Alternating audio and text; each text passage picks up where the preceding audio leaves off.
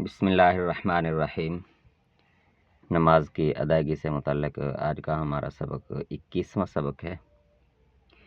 नबी अकरम सल्लल्लाहु अलैहि वसल्लम सजदा के वक्त अपने हाथों को कंधों के बिलमुकाबल ज़मीन पर रखते थे या फिर कानों के बराबर, यानी कि या तो सजदा अपने दोनों हाथों के दरमियान में करते थे या फिर यह होता था कि थोड़ा सा पीछे कंधों के बिलमुकाबिल ज़मीन पर रखते थे। तो ना तो कंधों से पीछे और ना सर से आगे की तरफ फैलाते थे। इस हवाले से तो नबी अकरम सल्लल्लाहु अलैहि वसल्लम ने इसी की तालीम दी। अलबत्ता पहलुओं से अपने बाजुओं को ख़ुद भी दूर रखा करते थे और इसका हुक्म भी दिया कि परिंदे की तरह अपने हाथों को, अपने बाजुओं को जिस्म के साथ न समेटें। ये मर्दों के लिए नबी अकरम सल्लल्लाहु अलैहि वसल्लम ने हुक्म दिया। और हाथों को एतदाल रखने में कि कंधों से पीछे भी ना आए और सर से आगे, जैसा कि दरिंदे आमतौर पर पेट ज़मीन पर लगाकर कमर बिछाकर और आगे को अपने बाजू और पंजे फैलाकर बैठ जाते हैं। तो कुत्ता भी और बाकी दरिंदे भी, उनका बैठने का यही अंदाज़ होता है जिस वक्त वो अपना सीना ज़मीन पर लगा कर फिर हाथों को आगे की तरफ फैला देते हैं। तो नबी अकरम सल्लल्लाहु अलैहि वसल्लम ने इस चीज़ से मना फरमाया है। मुस्नद अबी हनीफ़ा किताबुस सलात हदीस नंबर 33। सैयदना अब्दुल्लाह बिन उमर रज़ियल्लाहु अन्हु से रिवायत है कि नबी अकरम सल्लल्लाहु अलैहि वसल्लम ने फरमाया, जो नमाज पढ़े अपने हाथों को कुत्ते की तरह न बिछाए। सही बुखारी हदीस नंबर 822। सैयदना अनस बिन मालिक रज़ियल्लाहु अन्हु से रिवायत है कि नबी अकरम सल्लल्लाहु अलैहि वसल्लम ने फरमाया कि सजदा में एतदाल रखो और अपने बाजू कुत्ते की तरह न फैलाया करो। सही मुस्लिम हदीस नंबर 1102। सैयदना अनस रज़ियल्लाहु अन्हु से रिवायत है कि रसूलुल्लाह सल्लल्लाहु अलैहि वसल्लम ने इरशाद फरमाया कि सुजूद में एतदाल रखा करो और तुम में से कोई अपने हाथों को कुत्ते की तरह न फैलाए। ये दर्ज बाला तमाम ताकीद हाथों को फैलाने में एतदाल रखने के हवाले से है, जिसकी वजाहत के लिए कुत्ते की मिसाल बयान की गई, क्योंकि आमतौर पर दरिंदे और कुत्ता अपनी कमर फैलाकर अपना सीना ज़मीन के साथ लगा लेते हैं और अपने बाजुओं को आगे की तरफ बिछा देते हैं। तो कुत्ते के हाथ बिछाने का माना भी यही है। आजकल बाज़ लोग ख़वातीन के सिमट कर सजदा करने को कुत्ते के हाथ बिछाने से तशबीह देकर गलत फहमी पैदा करने की कोशिश करते हैं, जो कम इल्मी के सिवा कुछ भी नहीं। तो ख़वातीन को जैसे सजदा करने का, सिमट कर सजदा करने का हुक्म है, वो आगे हम इंशाअल्लाह वो हदीस मुबारक पढ़ते हैं। नबी अकरम सल्लल्लाहु अलैहि वसल्लम के ज़माने में अक्सर ख़वातीन एक चादर और एक लंबे कमीज़ में नमाज अदा किया करती थीं। मर्दों के पास भी ज़ाहिर है कपड़ों की बहुत ज़्यादा किल्लत थी। एक कपड़े में नमाज, दो कपड़ों में नमाज, इससे अहादीस, बेशुमार अहादीस, रिवायात से अहादीस की किताबें भरी पड़ी हैं। तहबंद या इज़ार, पजामा वगैरह की गुंजाइश ना होने की वजह से, ये गर्मी की वजह से इस्तेमाल ना करना, जैसा कि लिबास से मुतल्लिक़ अहादीस में बयान हुआ है। आगे चल के इंशाअल्लाह हम वो अहादीस भी पढ़ेंगे।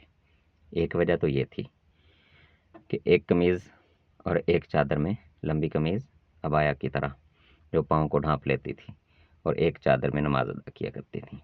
तो अगर ऐसी सूरत में वो मर्दों की तरह फिर कमर को उठाकर घुटने खड़े करके सजदा करें तो पीछे से फिर कमीज़ के उठ जाने और सतर खुलने का अंदेशा होता।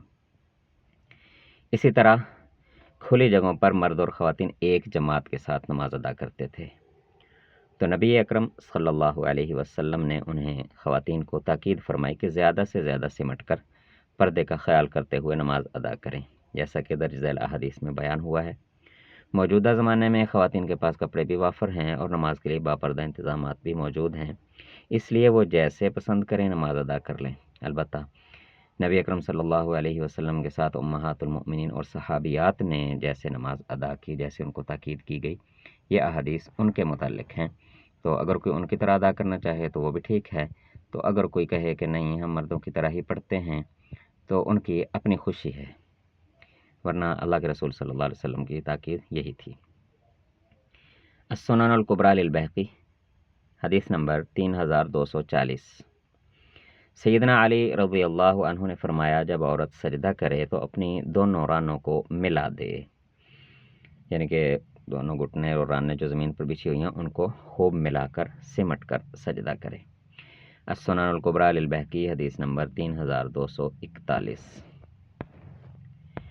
سیدنا ابو سعید خدری رضی اللہ عنہ سے روایت ہے کہ رسول اللہ صلی اللہ علیہ وسلم نے فرمایا مردوں کی بہترین صفیں پہلی والی ہیں اور عورتوں کی بہترین صفیں آخری والی ہیں، اور مردوں کو حکم فرماتے تھے کہ سجدہ میں اپنی رانوں کو پیٹ سے جدا رکھیں، یعنی کہ خوب کھل کر سجدہ کریں، اور عورتوں کو حکم فرماتے تھے کہ خوب سمٹ کر سجدہ کریں، اور مردوں کو حکم دیتے تھے کہ تشہد میں بائیں پاؤں کو بچھا دیں اور دائیں کو کھڑا کریں، اور عورتوں کو 4 زانوں بیٹھنے کا حکم دیتے تھے، اور آپ نے فرمایا کہ اے عورتوں کی جماعت، نماز میں اپنی نظریں نہ اٹھاؤ تاکہ مردوں کے سطر پر نظر نہ پڑے۔ تو اس طرح کی حدیث اور بھی بڑی کتابوں میں بھی موجود ہیں کہ مردوں کے پاس بھی کپڑوں کی اتنی قلت تھی کہ عورتوں کو یہ اعلان کیا گیا تھا کہ آپ سجدے سے تھوڑی دیر بعد سر اٹھایا کریں تاکہ مرد سیدھے ہو کر بیٹھ جائیں یا کھڑے ہو جائیں اور ان کا لباس جو اپنی جگہ پہ آ جائے تو ان کے کھلے ہوئے جسم پر عورتوں کی نظر نہ پڑے، بے پردگی نہ ہو۔ تو یہاں سے ہم اندازہ کر سکتے ہیں کہ اس زمانے میں کیا حالات تھے جس کی وجہ سے یہ ساری تاکیدیں کی گئی تھیں کہ عورتیں سجدے سے سر بھی تھوڑا دیر سے اٹھائیں، اور عورتیں خود بھی اپنے کپڑے کی قلت کی وجہ سے اور کھلے ماحول میں نماز ادا کرنے کی وجہ سے نماز سمٹ کر ادا کریں۔ السنن الکبریٰ للبہقی حدیث نمبر 3242۔ سیدنا عبداللہ بن عمر رضی اللہ عنہ سے روایت ہے کہ رسول اللہ صلی اللہ علیہ وسلم نے فرمایا عورت جب نماز میں سجدہ کرے تو اپنی ایک ران دوسری ران پر رکھ لے، دونوں کو ملا لے، اور جب سجدہ کرے تو اپنا پیٹ اپنی رانوں کے ساتھ ملا لے، جو اس کے لیے زیادہ پردے کی حالت ہے۔ اللہ تعالیٰ اس کی طرف دیکھتے ہیں اور فرماتے ہیں کہ اے میرے ملائکہ گواہ بن جاؤ، میں نے اس عورت کو بخش دیا ہے۔ الکامل لابن العادی، جلد نمبر 2، صفحہ نمبر 501۔